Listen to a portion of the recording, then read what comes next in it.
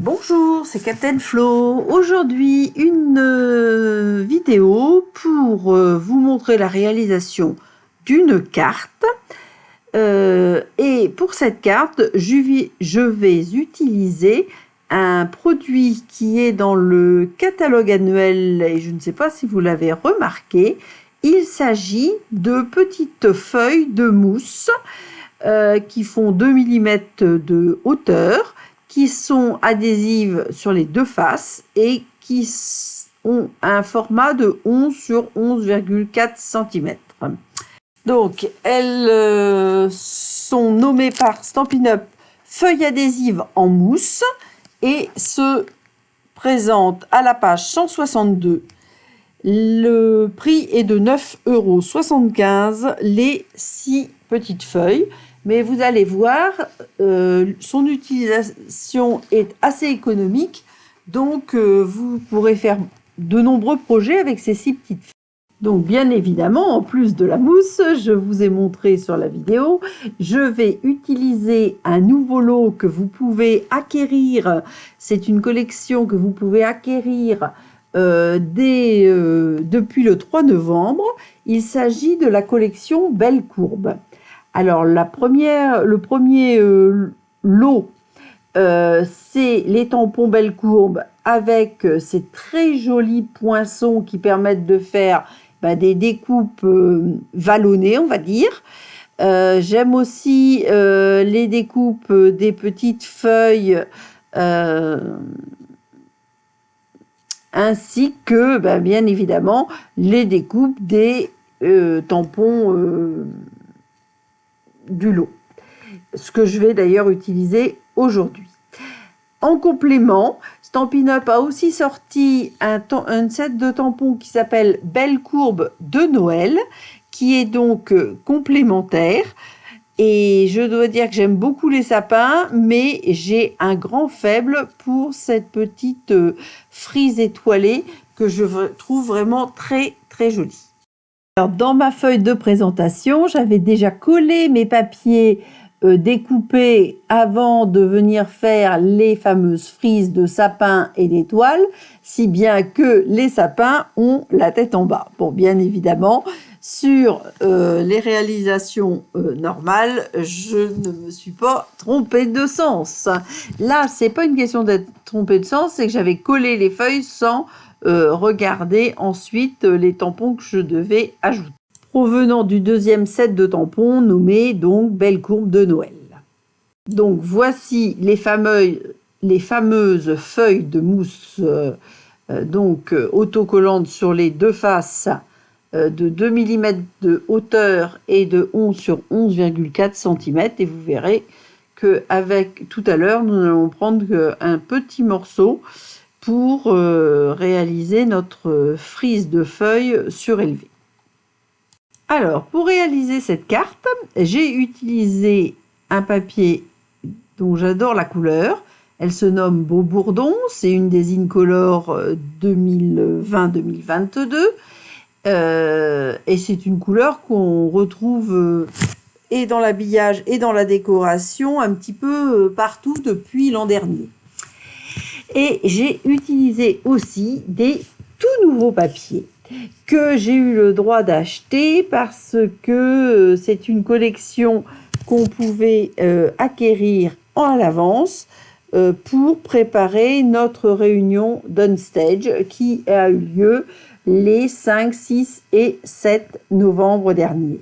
Je vais donc vous faire découvrir les rectos de ces papiers. Donc il y a 3 papiers libellules, il y a différents papiers de motifs différents en Beau Bourdon et en Mystérieuse Brume pour un côté. Bon, c'est pas très facile de tenir tout mon paquet de papier en une fois. Et au verso, nous retrouvons d'autres couleurs qui sont le corail, le cuvet de cassis et le feuillage sauvage. Les motifs sont très jolis, il y a des grands motifs, il y a des petits motifs, on peut les associer. Bon, Moi, j'ai trouvé ça sympa et je vais les utiliser largement. Donc, je continue à vous les présenter. Et pour ma carte, moi, j'ai utilisé justement le papier Beaubourdon rayé Beaubourdon et blanc, ainsi qu'un papier de fond Beaubourdon avec les inflorescences du pissenlit. Les fleurs de pissenlit sont des fleurs qu'on retrouve beaucoup dans les motifs de ces papiers. Bon, comme c'est des fleurs que j'aime bien, ça me plaît. Là, je vous montre aussi que dans le papier Mystérieuse Brume, il y a des petits feuillages que l'on retrouve et qui vont très bien aussi avec des poinçons belle courbe, alors que ce ne sont pas les papiers assortis. Les papiers assortis à belle courbe sont très jolis, dans un dégradé de vert sapin, cerise carmin et sable du Sahara. Rien à voir au niveau des couleurs, mais c'est très joli aussi. Bon, alors avec un peu de mal, j'ai réussi à faire une main telle un jeu de cartes avec l'ensemble des 48 papiers. C'est pour ça que c'est pas si facile que ça à tenir. Et je vais donc comme ça pouvoir vous montrer le verso. Donc comme je vous le disais, avec le corail calypso, le feuillage sauvage et le cuvet de cassis. Bon, maintenant que vous avez découvert avec moi l'ensemble de ces papiers qui s'appellent donc Jardin sauvage, retenez ce nom pour janvier maintenant, puisque ça sera partie des nouveautés du catalogue janvier à juin. Nous allons pouvoir commencer la réalisation de la carte. Alors, pour ne pas changer une équipe qui gagne, j'ai toujours pris mon format de papier de 14 sur 21 avec un pli à 10,5 dans les 21 pour faire le fond de carte en papier cartonné Beaubourdon. Ensuite, pour la base pour le bas du devant de la carte, j'ai donc pris le papier rayé Murmure blanc et Beaubourdon. Et là, j'ai pris un petit rectangle de 6 sur 13,5 que je veux venir coller en matant, comme je fais toujours, en laissant un petit bord de 2,5 mm tout autour de la carte. Alors, le papier supérieur, avec les inflorescences de pissenlit, fait, lui, 7,5 sur 13,5. Donc, c'est vrai que 6 plus 7,5, ça ferait, si on les mettait bord à bord, 13,5. Notre feuille ne fait que, notre devant de carte ne fait que 10,5. Comme je laisse un espace pour le matage, je n'utilise que 10. J'ai réalisé ma petite bordure vallonnée avec les petits pois sur la page Beaubourdon avec les inflorescences de pissenlit. Et je vais venir la chevaucher volontairement sur le papier rayé afin que dans les petits trous de la bordure, on aperçoive le papier du dessous. C'est pour ça que j'ai prévu des papiers qui étaient un peu trop grands pour qu'ils se chevauchent parfaitement. J'en colle donc la partie supérieure et je vais venir la positionner sur le devant de la carte en superposant avec la partie basse. Sur la partie basse blanche rayée Beaubourdon, je viendrai ajouter tout à l'heure un texte en tampon, bien évidemment, parce que d'abord les textes sont très sympas et ensuite ils sont prévus dans des positions courbes qui s'adaptent tout à fait aux découpes et qui, de ce fait, donnent un très beau rendu. Voilà, donc la carte, les papiers de matage sont collés sur le devant de la carte, donc on va la réserver momentanément et on va prendre les papiers Murmure blanc que j'ai préparés pour faire les tamponnages. Alors, j'ai utilisé 2 papiers Murmure blanc, un de 4 sur 13,5 pour faire la grande, on va dire, banderole de feuilles. et un petit papier de 3,5 sur, je sais pas, 5 à peu près, pour faire mes 2 petits oiseaux. Donc la banderole est très très grande, donc j'ai pris un repérage sur le tapis de luxe, sur le quadrillage, pour positionner mes papiers. D'habitude j'utilise un angle, un genre d'équerre, mais là le tampon est très grand et donc ça ne serait pas rentré avec l'équerre. Donc avec ces tampons en caoutchouc, là je vais d'abord ancrer à la Stazone, puisque ensuite je compte aquareller. Mais parfois l'aimant, je ne sais pas si vous en êtes rendu compte, est un peu trop près du tampon et empêche un bon tamponnage. Donc nous allons débuter le tamponnage à la Stazone. Tout est déjà en place.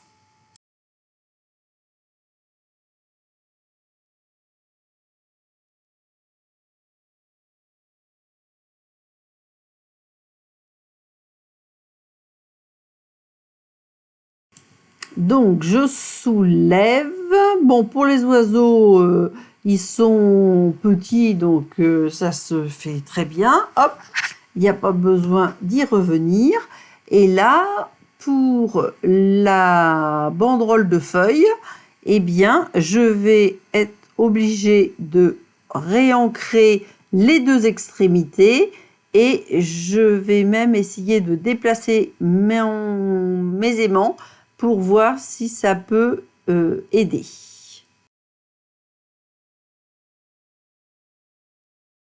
Donc c'est parti pour un deuxième essai. Je crois qu'il faut de toute façon que je réancre mon tampon Stazone. Je vais le faire juste après la vidéo. Mais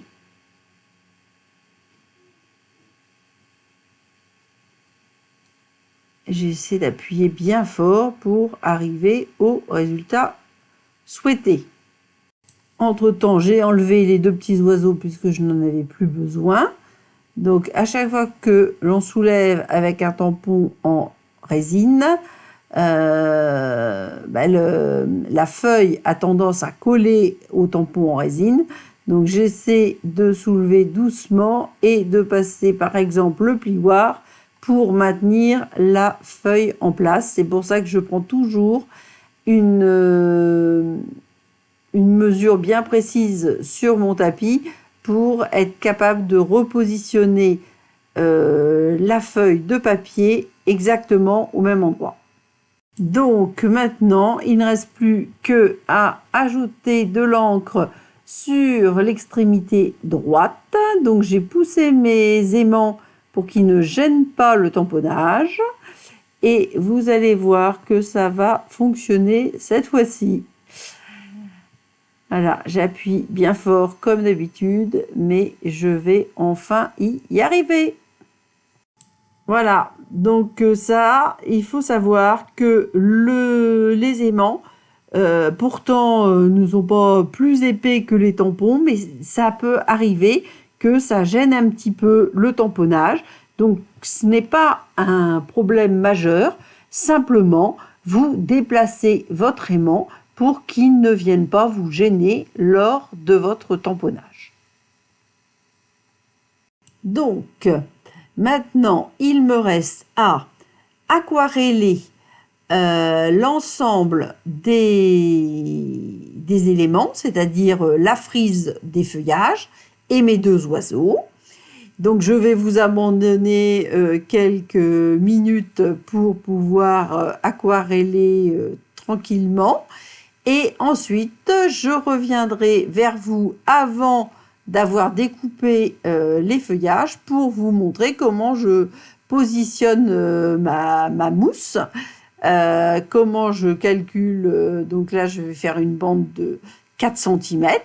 J'ajouterai un petit morceau puisque ma frise fait 13,5 et et que la feuille ne fait que 11,4, donc je vais rajouter 1 cm, comme je vais faire dans une chute, je ne vais pas forcément rajouter pile les 2 cm, mais il n'y aura pas de souci. Et puis, toujours avec une chute, je vais mettre de la feuille adhésive là sous les oiseaux. À tout de suite. Je vous retrouve dès la fin de l'intermède aquarellage. Voilà. Donc j'ai aquarellé les feuillages dans un dégradé de vert olive, grenouille guirette et feuillage sauvage. Et mes petits oiseaux étaient aquarellés avec du sable du Sahara et du Beaubourdon. Le tampon pas deux comme toi sera, vous voyez, qui est déjà en position sur le Stamparatus avec la carte, sera tamponné lui aussi en feuillage sauvage. Donc j'ai coupé des bandes de feuilles en mousse, donc pour me positionner derrière ma frise de feuilles et mes oiseaux, et avec une petite chute, je fais le complément à la droite de la feuille déjà collée, puisque comme je vous l'ai dit, la feuille est dans sa plus grande longueur de 11,4 et ma guirlande de feuilles fait 13,5. Voilà, donc je rajoute un petit 2 cm, pas tout à fait, mais cela ne pose aucun souci. Donc, et comme j'ai tout préparé pour la carte et son tamponnage, je vais réaliser immédiatement ce tamponnage en feuillage sauvage qui fera le rappel avec les feuilles que je collerai au-dessus.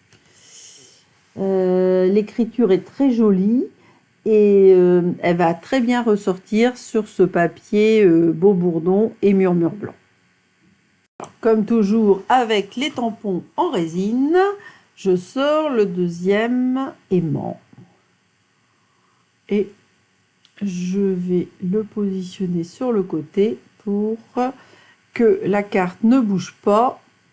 Normalement, avec un encreur Stampin' Up, on a besoin de ne passer qu'une seule fois, sauf lorsque l'on veut obtenir un ton plus foncé, mais là je pense que une fois suffira pour réaliser notre tamponnage.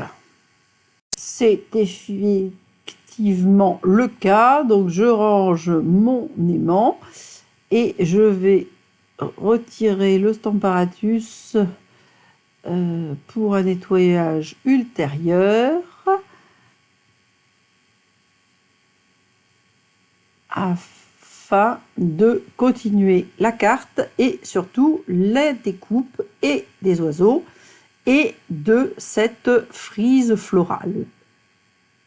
Non, pas une frise florale, une frise de feuilles. Donc j'avais sorti les 3 poinçons oiseaux, mais donc une fois que j'ai trouvé les 2 qui m'intéressent, je retire le 3e. Je m'absente pour la Big Shot et je vous retrouve juste après. Me voilà donc de retour et vous voyez, j'ai fait volontairement, je n'ai pas enlevé les poinçons des papiers tamponnés, colorés sur mousse pour bien vous montrer le résultat. Donc pour les oiseaux, si je l'ai fait parce que comme je les avais mis assez proches, j'ai découpé d'abord un oiseau puis l'autre. Donc c'est pour ça que le premier oiseau est déjà sorti de la mousse, on va dire, et de son poinçon. Et le deuxième, vous voyez, il est sous vos yeux. Et je vais retourner d'abord le papier pour vous montrer que avec un aller-retour dans la Big Shot, ça découpe parfaitement, bien évidemment, le papier tamponné et coloré, mais aussi les 2 mm de cette feuille de mousse. Donc c'est un résultat très facile à obtenir. La seule chose, comme avec chaque découpe, c'est de vous assurer de bien positionner votre poinçon sur le motif et de ne pas faire bouger ce poinçon lorsque vous mettez la plaque en plexiglas supérieur. Voilà. Donc là, je vais ranger tous les poinçons et je vais enlever ma guirlande de feuilles de son entourage. Évidemment, les entourages, pour moi, ça va à la poubelle puisque j'ai choisi des papiers qui étaient pile à la bonne dimension et donc il n'y a pas de récupération à faire. Alors par contre, je voulais juste préciser une chose, ces feuilles de mousse me paraissent tout à fait adaptées à justement des tampons que vous allez évidemment tamponner, colorer, aquareller, etc. Par contre, je ne vous conseillerais pas de faire la découpe des bordures à petits pois ou avec les petites vagues là, parce que ça risque de donner un mauvais résultat. Les petits trous étant vraiment très très fins, je ne sais pas si ça passerait bien à la Big Shot et surtout si on arriverait bien à les évider. Par contre, pour la frise de feuilles, pour la frise avec les fleurs et les feuilles, etc., je pense que ça donnera un très beau résultat. Voilà, donc j'ai collé ma guirlande de feuilles au-dessus de ma vague, on va dire. Et ensuite, je vais ajouter mes oiseaux. Donc, il y en a un petit que je vais coller, on va les mettre les pieds dans les feuilles sur le haut de la carte. Et un autre que je vais mettre dans l'angle en bas à droite. Voilà, pour moi, la carte est terminée. Ça correspond tout à fait à ce que je voulais faire. C'est une technique très simple, c'est plutôt l'utilisation d'un produit qu'une technique d'ailleurs, mais je pense que ça donne un résultat assez sympathique qui est accessible au plus grand nombre, qui ne présente aucune difficulté et donc je vous conseille de vous lancer et de tester. J'ajoute des images de la carte zoomée pour que vous vous rendiez bien compte. Je vous dis à la semaine prochaine. Portez-vous bien et à très bientôt.